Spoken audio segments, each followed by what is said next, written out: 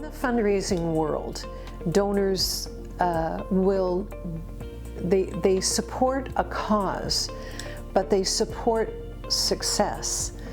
And this World of Opportunity campaign was really our first stepping stone as a foundation, and it had to be successful.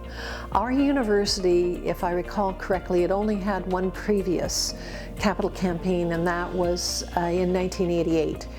And even though it's reported it raised $10 million, I do think they included every kitchen sink in that total.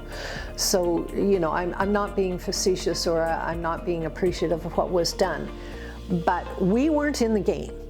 So this World of Opportunity campaign was putting us into serious fundraising mode. And it was the campaign that was either going to establish us as having the ability to raise money or not. And the other thing that people have to understand about a campaign is a campaign must exceed its goal. So when you're setting the goal, you have to do it in strategic decision making so that you can exceed it.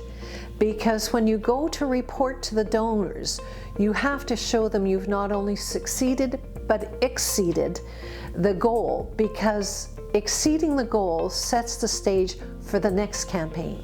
So this World of Opportunity campaign was the stepping stone to establish us as a fundraising university, to establish our future for future campaigns, and to say to the donor world, we're here and we're taking your money, please.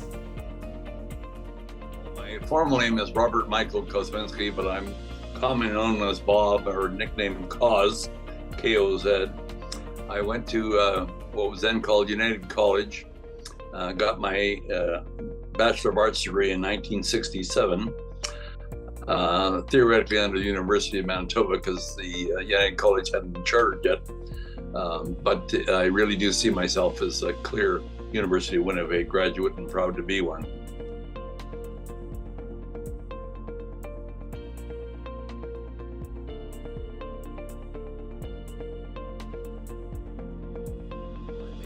A real boost to the morale of the university, in particular the presidents and the management and the faculty and the administration, etc., because they've really always, I think, thought of themselves as the poor country cousins of the U of M because of being 1/3 the size. So it sort of revitalized the University of Winnipeg.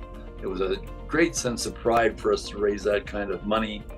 It brought together all elements of the university in the sense of the Board of Regents, the Board of the Foundation, all the members of the staff, the alumni, the retired administrators and faculty, and as well, we involved the business community significantly.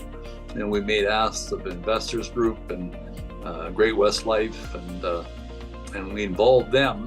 And ironically now, of course, they are all supporters of the university, especially the business school. And ironically, the CFO of Investors Group is now the CFO of the Power Financial Group, and he's an integral part of our board.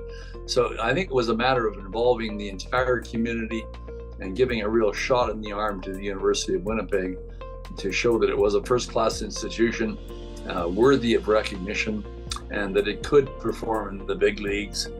And of course, we did that with our $135 million campaign and the huge construction, which led to the new facility for the field house, another $40 million addition.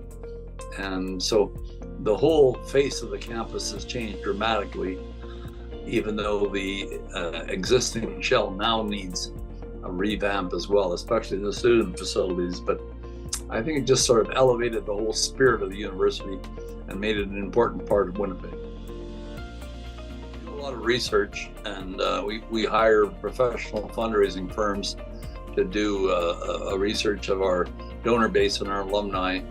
And you're right, major donors play a key part, but also the hundreds, the 500s, and the thousands are also important because they ultimately can lead to major gifts.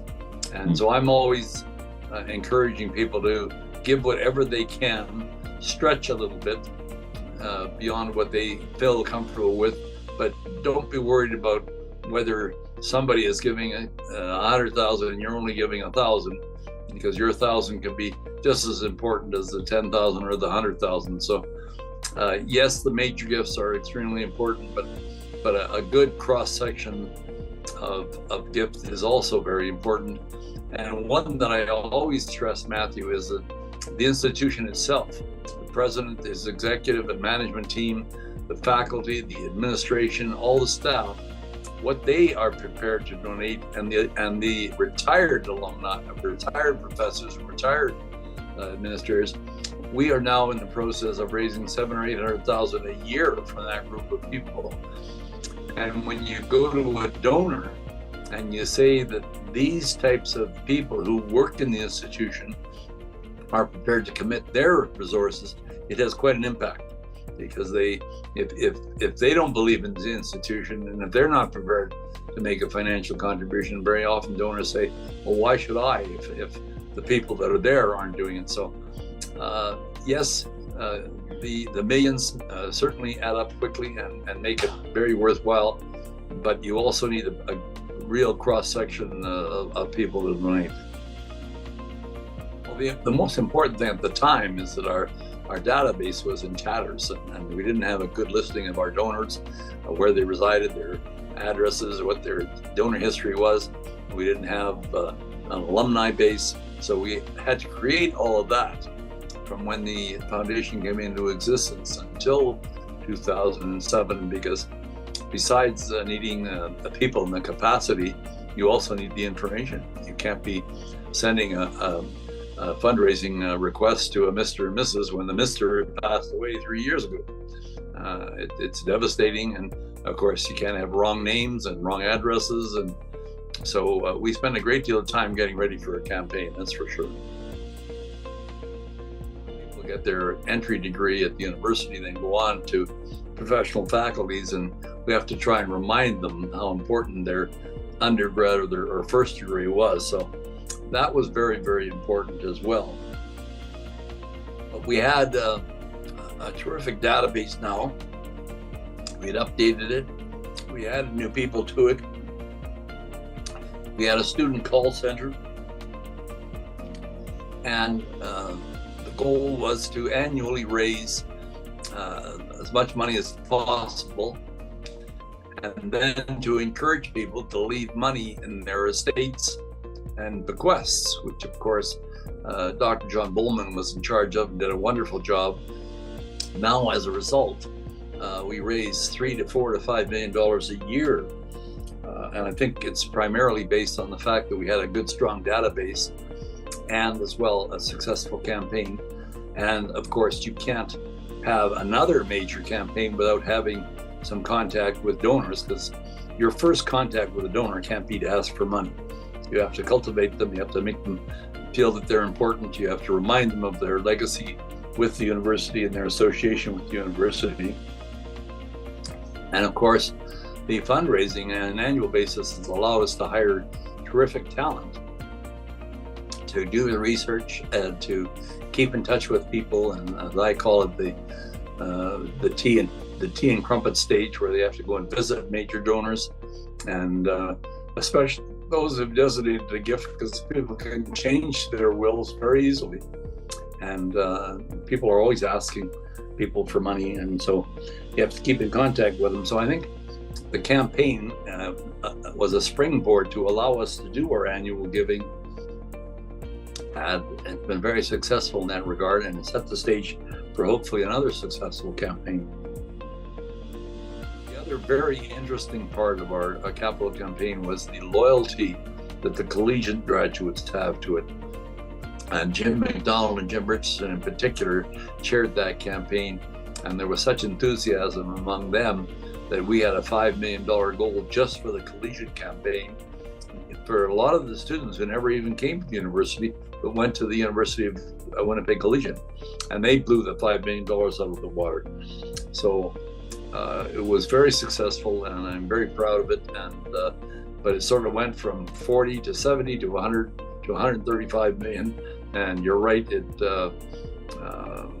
you always have to set your goals high to make sure that you have something to strive for, because one of my favorite expressions is you strive through a goal and not to a goal. Because too often I've set a goal and then you reach the goal, and then all of a sudden you fall off the cliff at the end of it, because you sort of sit back and say, oh, well, we've raised our goal, now what do we do? So it was really important, and of course it became a significant source of funds for the university, because now I think the foundation gives almost $2.2 million a year to the university for entry scholarships and bursaries.